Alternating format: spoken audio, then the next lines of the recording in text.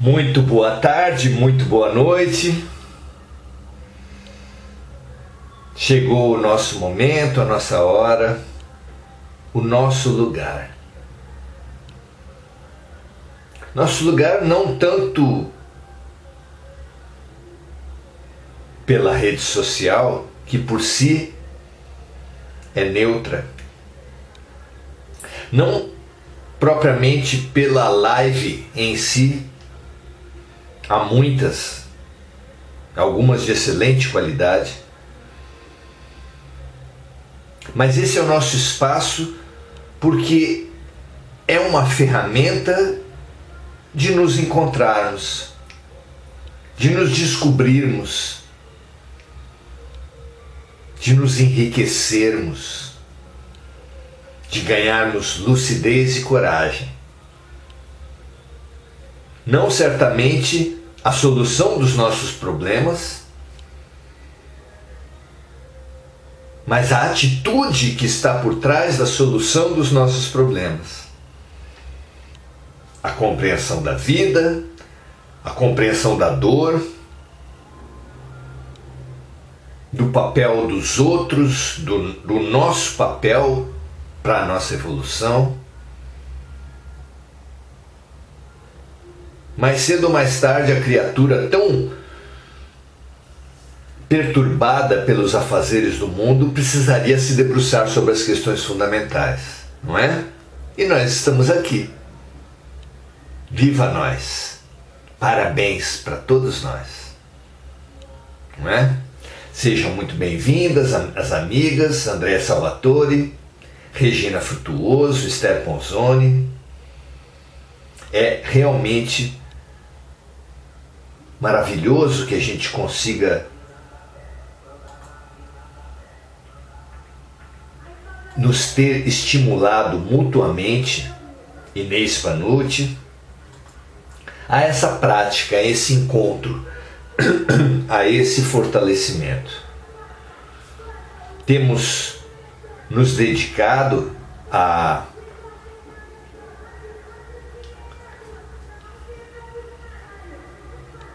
falar sobre o nosso momento. 2023, o início do ano sempre remete a essa visão panorâmica do que será o ano.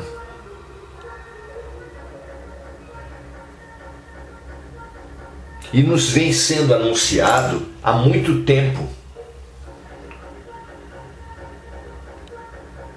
que o Brasil tem uma posição fundamental no concerto das nações, especialmente na construção da nova terra. Para quem não se apropriou da mensagem dos Espíritos,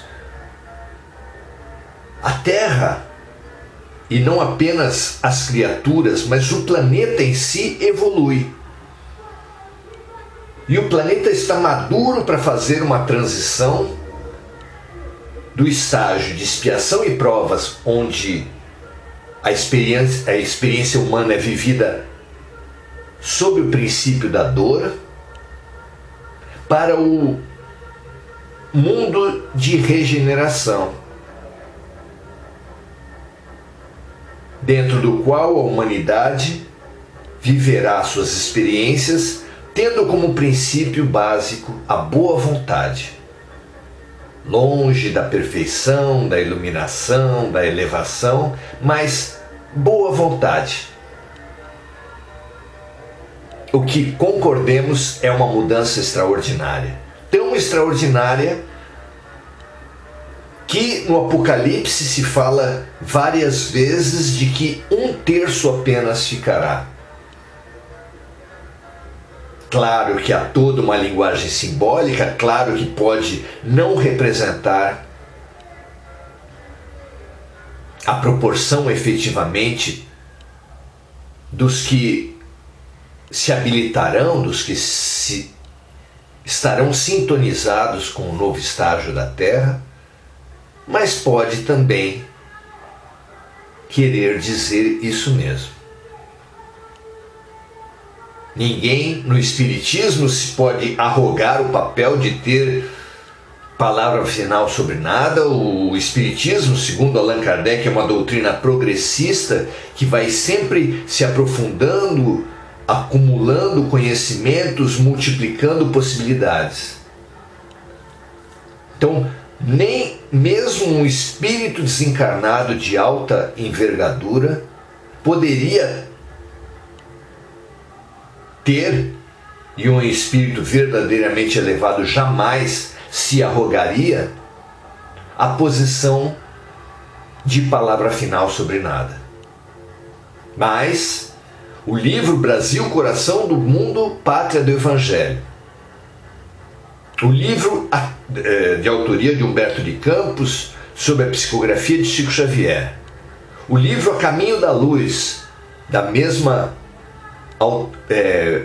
autoria mediúnica, mas da autoria espiritual de Emmanuel, e diversos outros livros espirituais sempre situam o Brasil com uma posição especial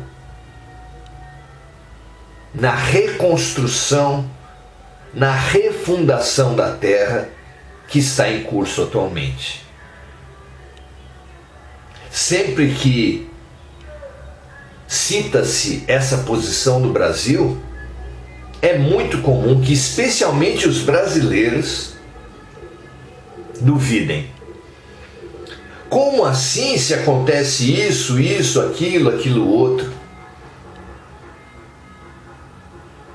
Crimes, por exemplo. Estelionato espiritual no campo do cristianismo.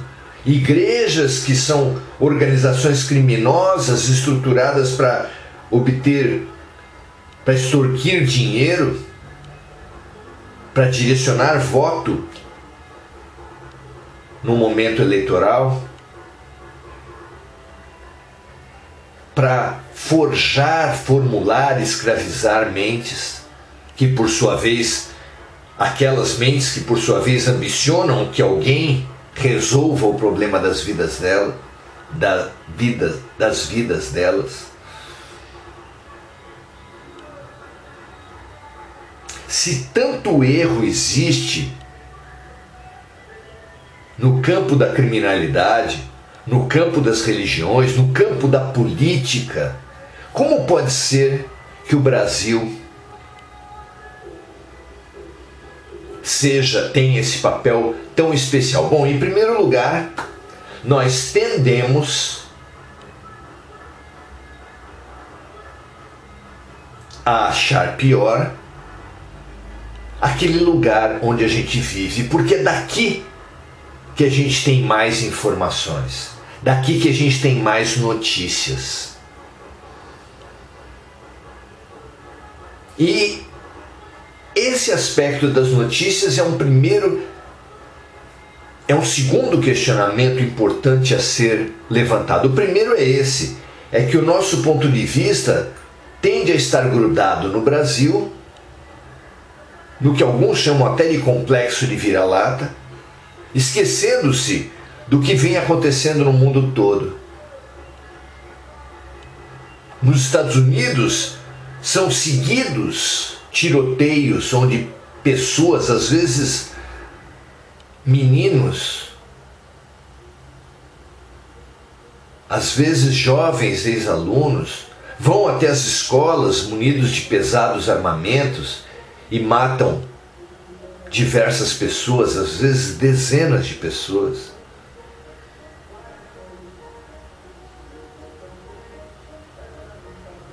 A terra dos serial killers, a terra do racismo agressivo, muito mais agressivo do que o racismo que existe também no Brasil. Na Rússia, por exemplo, estará assim tão melhor que o Brasil, envolvida que está nesse equívoco da guerra, do egocentrismo, do egocentrismo político? Será que a China está tão melhor assim? Com a sua degradação ambiental, humana, com a dominação pelas armas de países fantásticos como o Tibete, a Mongólia.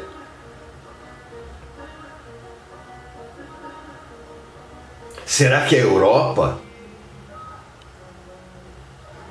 onde há uma situação de racismo, de xenofobia, de uso de drogas, de suicídio tão elevado, será que são regiões do mundo que estão realmente melhores que o Brasil? Ou será que nós, por termos mais notícias aqui,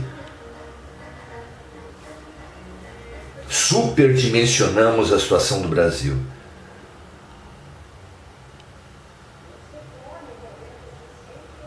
É preciso também questionar se as notícias são a melhor forma de se conhecer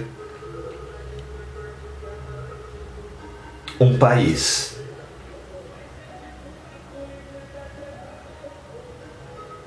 Será que não existe um mecanismo de escolha das pautas, de escolha do que é notícia,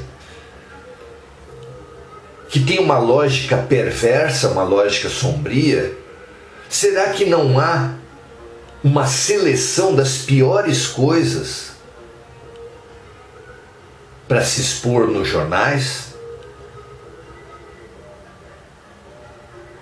Isso é tão óbvio que existe, que chega a espantar que nós julguemos o Brasil pelas notícias. Só poderíamos ter uma péssima imagem do país, não é? Alguns podem perguntar por fim, mas e a política?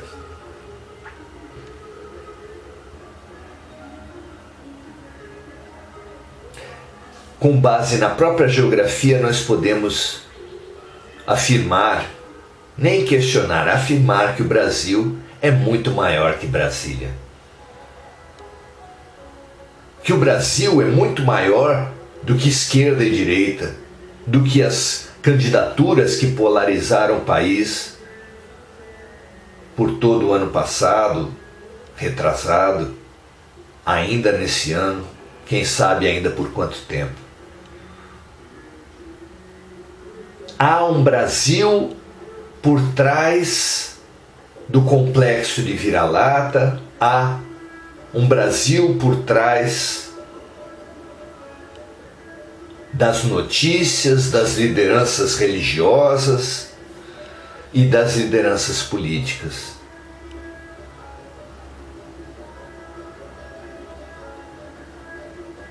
Isso é óbvio. É tão óbvio que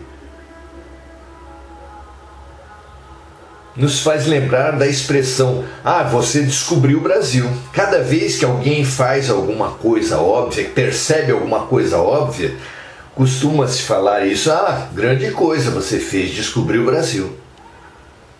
Nós precisamos descobrir o Brasil. O Brasil por trás ou apesar das suas religiões, das suas lideranças. O Brasil para muito além das notícias. Nós precisamos descobrir. Também não se trata aqui da linguagem ou da visão ufanista, otimista, que só vê virtudes, não. Sim, o Brasil o brasileiro tem uma atitude fortemente sensorial, sensual, uma visão muitas vezes superficial da vida, infantil até. Mas essa infantilidade dá uma espontaneidade, dá uma alegria em boa parte da população brasileira, dá uma confiança, porque a criança é confiante. E o Brasil é sim um dos países cuja população é mais espiritualizada, mais voltada à fé.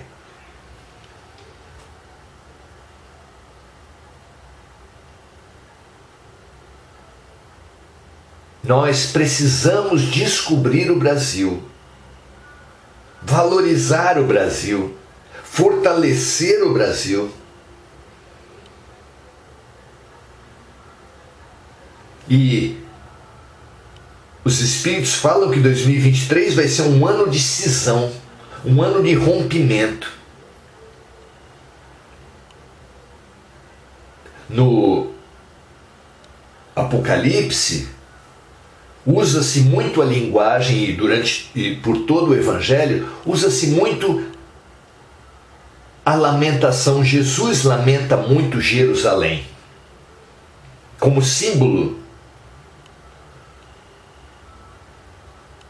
de uma velha forma de viver, com o seu templo, com a Torre Antônia, a Fortaleza Antônia, com as poderosas muralhas que contornam toda a cidade. Jerusalém simboliza muito do que temos feito até agora, com a perseguição feita aos profetas, com a perseguição, o julgamento, a morte perpetrada contra o próprio Mestre, as disputas do bairro muçulmano guerreando contra o bairro cristão, guerras, atentados, violências em nome de Deus, Alá, Javé, Jeová, o nome pouco importa.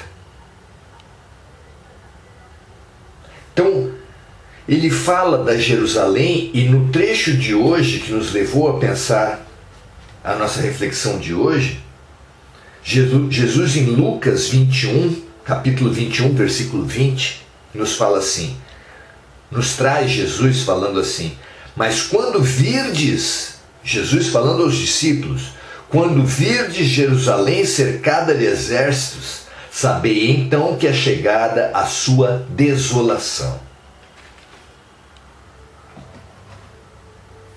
Sem dons proféticos, sem revelações especiais, nós não podemos dizer se essa Jerusalém cercada de exércitos vai acontecer em 2023.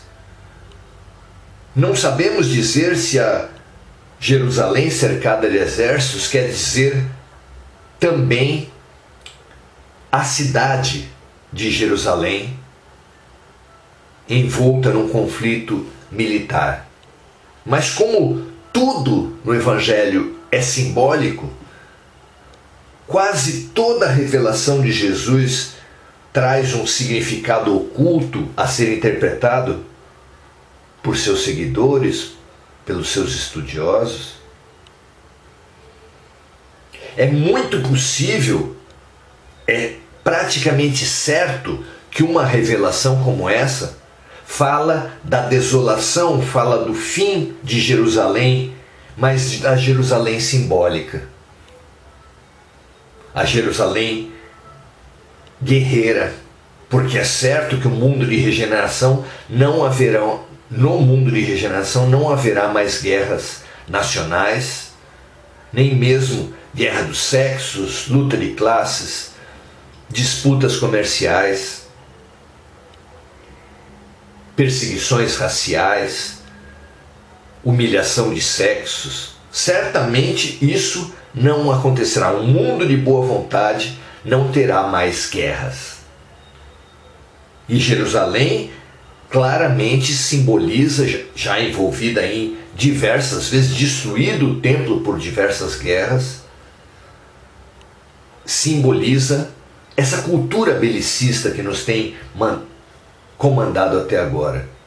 Mas também através do seu templo interesseiro, mercantilista, voltado à manipulação econômico, política e militar do povo, também representa uma religiosidade distorcida que também não terá lugar numa terra regenerada. Então a desolação de Jerusalém, que nós não sabemos, volto a dizer, quando vai ocorrer e se tem um evento material dentro disso, um evento físico, um cerco militar à própria cidade de Jerusalém, mas certamente simboliza o fim do paradigma belicista em todos os campos das relações humanas. O fim da religiosidade institucional, hierarquizada, dogmatizada, com sacerdotes profissionais. Tudo isso certamente vai acabar. E é ótima notícia que tudo isso acabe, não é? Entre outras coisas que simbolizava Jerusalém. Essa atitude, Jerusalém, Jerusalém, que julgas e extermina seus profetas, lamentou Jesus em outra ocasião. Essa atitude de negar a revelação espiritual certamente irá acabar na passagem de expiação e provas para o mundo de regeneração. É uma atitude típica de Jerusalém, lamentada pelo próprio Jesus. Ciente completamente que ele seria mais uma das grandes luzes apagadas e depois idolatradas pelo povo de Jerusalém. Então o povo de Jerusalém transborda em muito as muralhas da cidade, o templo, a fortaleza Antônia. Jerusalém e seu povo representam uma maneira de viver que está cercada e será destruída de uma forma ou de outra, mais cedo ou mais tarde. Mas como 2023 será um ano de um divisor de águas, um ano de cisões, onde nós teremos duas cisões para optar, ou nos filiamos às cisões do ego, acirrando as guerras raciais, as humilhações sexuais, as disputas entre países, ou acirramos o que nós não somos, a aparência do ser, ou praticamos uma cisão com o egoísmo, com a Jerusalém antiga, visando a nova Jerusalém, que a revelação dos Espíritos situa como o Brasil. O Brasil vai simbolizar essa nova Jerusalém, esses novos hábitos, esse novo paradigma, essa nova forma de viver. Sem dúvida, mais espiritualizada, sem dúvida mais alegre, mais cordial, mais desimpedida emocionalmente, mais pacífica. Ainda que boa parte disso, especialmente a paz, esteja precisando de consolidação a partir dos extremos e da guerra que vem incendiando a alma humana. Deixou tão claro o Mestre que são bem-aventurados os mansos e pacíficos, porque eles herdarão a terra. Quem estará na terra regenerada? Quem estará na nova Jerusalém? A base do Brasil, coração do mundo, pátria do Evangelho, só pode ser o ser humano pacificado. que rompeu com o ser humano do ódio, do egoísmo, que está aí nas nossas ruas, que está aí nos nossos espelhos, para se programar, se identificar, se voltar à paz. Essa é a grande cisão que Jesus espera que nós façamos. A cisão com a nossa história, a cisão com as piores ideias que têm dominado e gerado e nos amarrado na dor.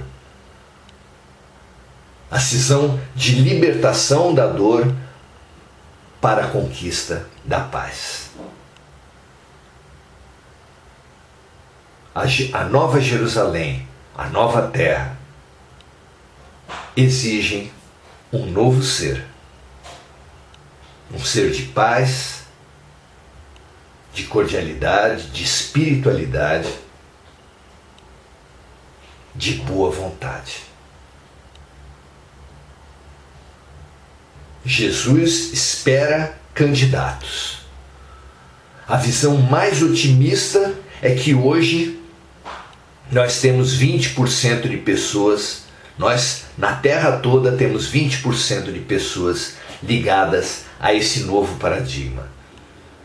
Jesus espera que com uma sincera proposição de superação daquilo que bloqueia cada um, façamos nesse momento um voto, uma proposição à superação desse ponto. Ninguém fala para ninguém, ninguém sugere, ninguém estimula. Cada um sabe de si o que precisa fazer. Para uns, o desapego, para outros, o perdão, para outros, o criticismo, para tantos, o ódio. Precisamos superar o que nos bloqueia. Para com esse compromisso angariarmos apoio do alto, porque quem se compromete com a luz recebe a luz. E para focarmos os nossos esforços todos neste rumo de autotransformação. Está previsto um grande concílio espiritual envolvendo toda a humanidade encarnada. Todos estaremos sendo chamados a essa mudança interior.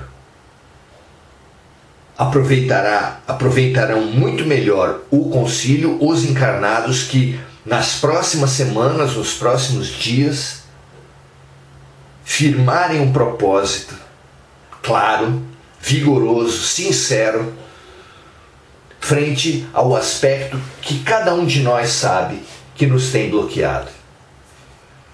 Esforce-se, conheça-se, abra-se para a luz. E a luz ajudará todas as pessoas a fortalecer já a boa vontade, para que essa boa vontade se enraize como uma árvore, cresça como uma árvore e dê frutos de serviço, de amorosidade e de paz, que nos nutrirão a alma como nada antes em nossas vidas. Proponha-se você a mudança, minha amiga, meu amigo, assumindo esse eixo claro. Faça isso quanto antes. Se você não tiver noção ou forças para isso, julgar que não tem forças, peça ajuda. O seu anjo da guarda, os seus mentores estão aí para isso. Mas não desista de você. Se Deus é por nós, quem pode ser contra nós? Pergunta o Antigo Testamento. Responde Jesus no Novo Testamento, que só nós podemos ser inimigos de nós mesmos. E que só nós, amigos de nós mesmos, amando a nós mesmos, faremos a transformação de amar o próximo como amamos, como a nós mesmos, e amar a Deus sobre todas as coisas. Graças a Deus, um prazer estar com vocês aqui. Paula Maria, Márcia Tristão, Maria José, Isildinha Belli, Roseli Lanziotti, Lídia Mattioli, Sayonara, Mônica Silva, Inês Panucci, Esther Ponzoni, Regina Frutuoso, Andréa Salvatore. Muito feliz de estar com vocês mais uma vez. Façam esses votos. Estabeleçam esse compromisso com o melhor de vocês, porque assim o melhor do alto virá para a sua vida. E 2023, mesmo com conturbações, mesmo para alguns sendo considerado um ano ruim, será para você o ano do renascimento. Que seja assim para todos nós. Um grande abraço e até amanhã.